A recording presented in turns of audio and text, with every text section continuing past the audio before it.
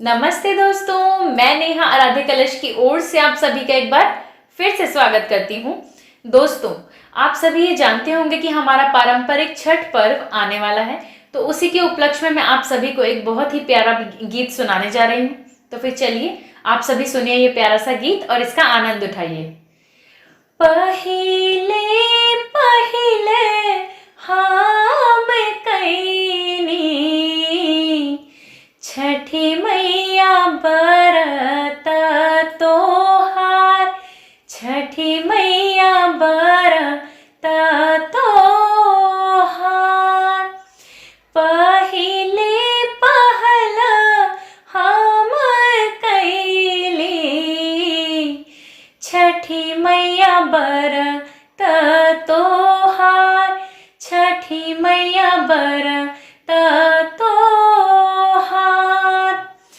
गोदी के बालकवा के दीहा,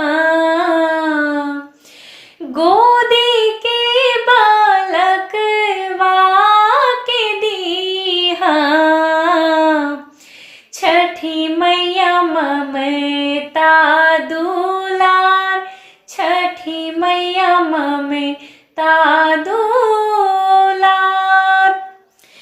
करिहा क्षमा छठी मैया, भूल चुक गलती हमार, भूल चुक गलती हमार।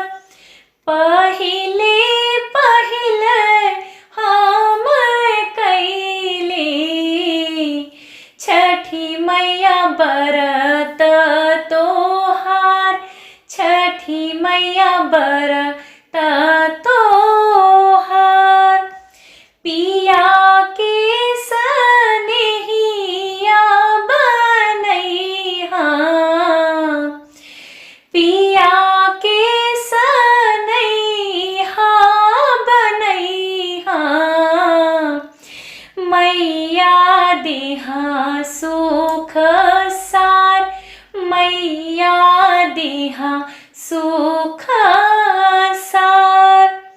नारियल के रेवा घौ देवा,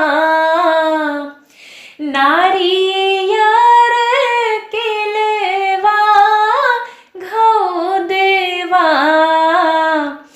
साजल नदिया किनार, साजल नदिया किनार। पहिले पहिले हम कैली छठी मैया बरत तोहार, छठी मैया बरत तोहार। सुनीहा अरजे छठी मैया, सुनीहा अरजे छठी मैया। बढ़े कुल परिवार, बढ़े कुल परिवार। घाट सजाओल दीपक भैया, घाट सजाओल दीपक भैया। मैया तोरे भगतिया पार, मैया तोरे भगति अपार।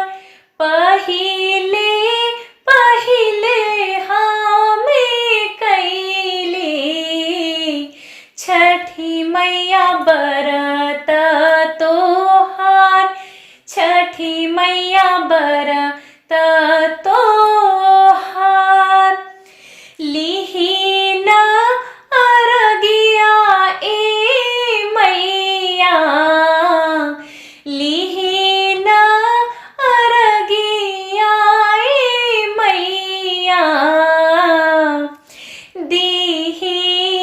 आशीष हजार दीही आशीष